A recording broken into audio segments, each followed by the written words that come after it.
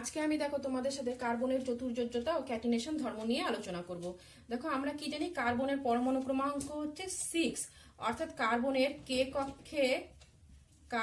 কে কক্ষে থাকে হচ্ছে 2টো ইলেকট্রন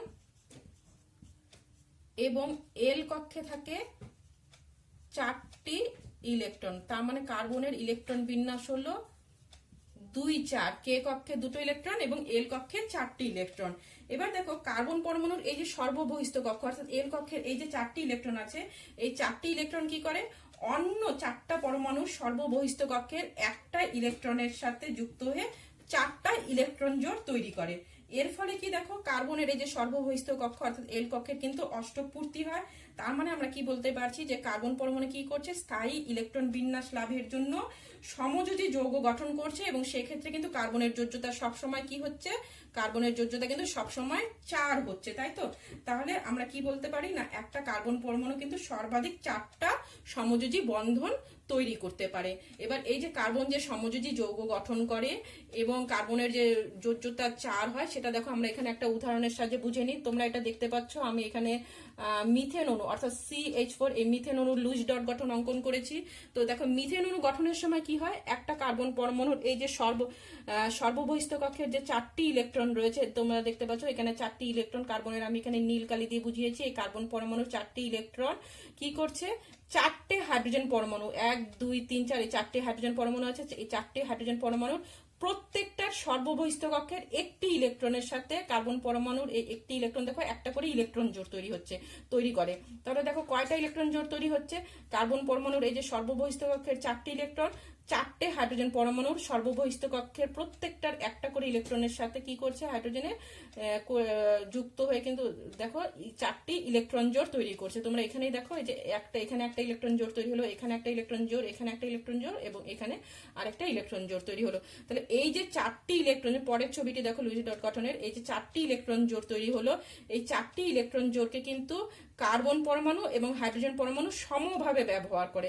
এবার এই 4টি ইলেকট্রন জোড়কে যদি কার্বন পরমাণু সমভাবে ব্যবহার করে তাহলে কার্বন পরমাণু কিন্তু নিষ্ক্রিয় গ্যাস নিয়নের মতন ইলেকট্রন বিন্যাস লাভ করে, ঠিক আছে? এই যে অর্থাৎ এই যে ইলেকট্রন জোড় হাইড্রোজেন পরমাণুর সাথে 4টি ইলেকট্রন জোড় গঠন করলো কার্বন পরমাণু, তার ফলে কিন্তু কার্বন পরমাণু কি করছে, এই 4টি ইলেকট্রন জোড়কে সমভাবে ব্যবহার করে নিষ্ক্রিয় গ্যাস নিয়নের মতন স্থায়ী সুস্থিত ইলেকট্রন বিন্যাস লাভ করে।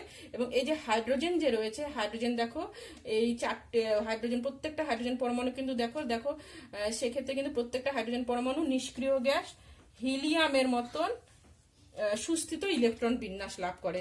এর ফলে দেখো যেহেতু 4টি ইলেকট্রন জোট গঠন করলো কার্বন পরমাণু হাইড্রোজেন পরমাণুর সাথে, তাহলে দেখো কি তৈরি হলো, 4টি কার্বন হাইড্রোজেন সমযোজী এক বন্ধন তৈরি হলো। দেখো এখানে কার্বন হাইড্রোজেন সমযোজী এক বন্ধন তৈরি হয়েছে, এখানে কার্বন হাইড্রোজেন সমযোজী এক বন্ধন তৈরি হয়েছে, এখানে কার্বন হাইড্রোজেন সমযোজী এক বন্ধন তৈরি হয়েছে এবং এখানে আরেকটি কার্বন হাইড্রোজেন সমযোজী এক বন্ধন তৈরি হয়েছে।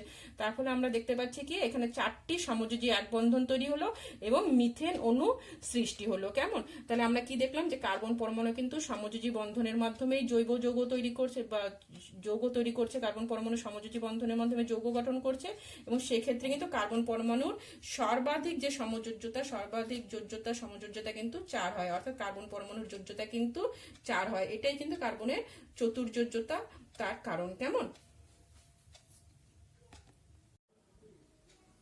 এখন দেখো জৈব যৌগের ক্যাটিনেশন, সমাবয়বতা প্রভৃতি বিশেষ ধর্ম ব্যাখ্যা করার জন্য 1874 খ্রিস্টাব্দে বিজ্ঞানী ভ্যান টফ এবং লাবেল কার্বনের যোজ্যতার সমচতুস্তলকীয় মডেলের প্রস্তাবনা করেন। কেমন?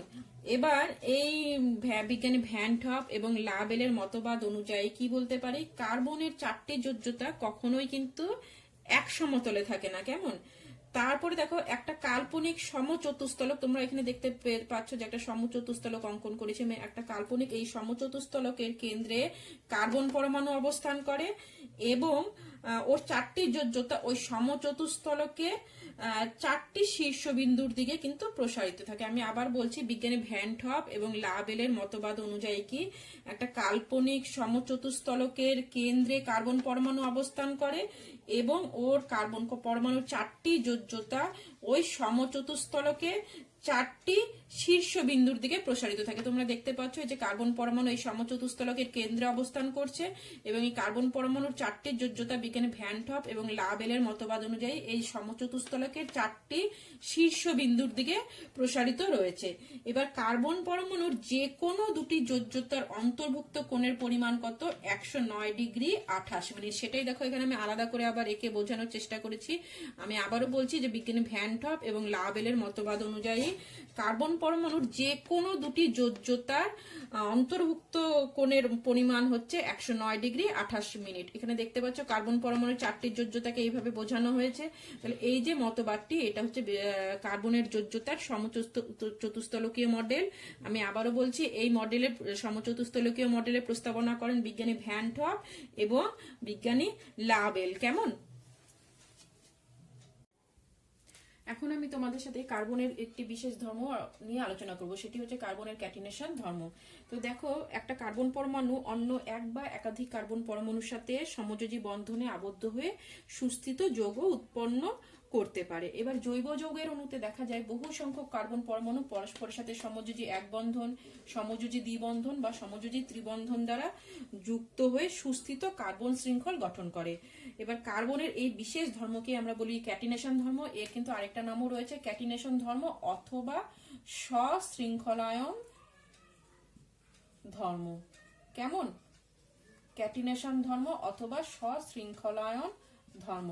এবার এই কার্বনের এই ক্যাটিনেশন ধর্মের জন্যই কিন্তু প্রকৃতিতে এত সংখ্যক জৈব যৌগ আমরা দেখতে পাই।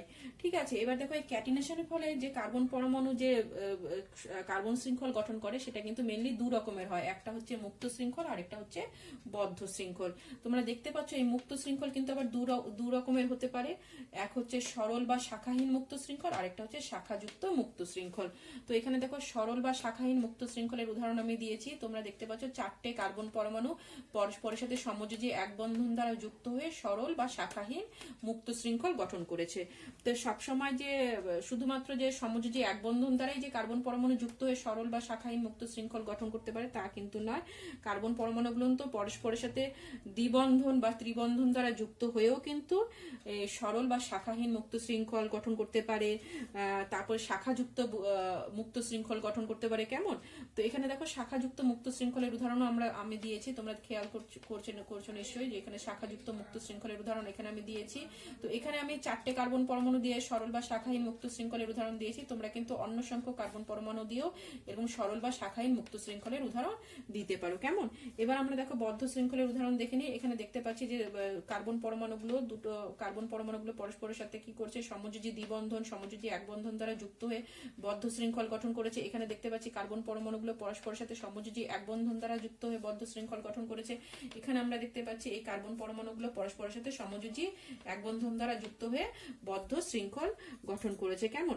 তাহলে এই যে আমরা আরেকটা জিনিস তোমরা মনে রাখবে যে মুক্ত শৃঙ্খল বা বদ্ধ শৃঙ্খলে আবদ্ধ কার্বন পরমাণুগুলোর যে অবশিষ্ট যে যোজ্যতাগুলো থাকে সেই অবশিষ্ট যোজ্যতা কিন্তু অন্য কোনো মৌল বা মূলক দ্বারা পূর্ণ হয়ে অসংখ্য কার্বন ঘটিত জৈব যৌগ সৃষ্টি করে। কেমন? এখানে দেখো যেমন ধরো যে দুটো কার্বন, এখানে এই কার্বন পরমাণুগুলো দেখো এখানে পরস্পরের সাথে সমযোজী এক বন্ধন দ্বারা যুক্ত হয়েছে। তাহলে এই যে কার্বন পরমাণুটা রয়েছে এটা দেখো অবশিষ্ট তিনটে যোজ্যতা রয়েছে, কারণ আমরা দেখো কার্বনে জানি যে কার্বনের যোজ্যতা মোট যোজ্যতা হচ্ছে 4। তো এখানে দুটো কার্বন পরমাণু পরস্পরের সাথে সমযোজী এক বন্ধন দ্বারা যুক্ত হয়েছে। তাহলে এই কার্বন পরমাণুর আমরা দেখতে পাচ্ছি যে অবশিষ্ট যোজ্যতা রয়েছে 3।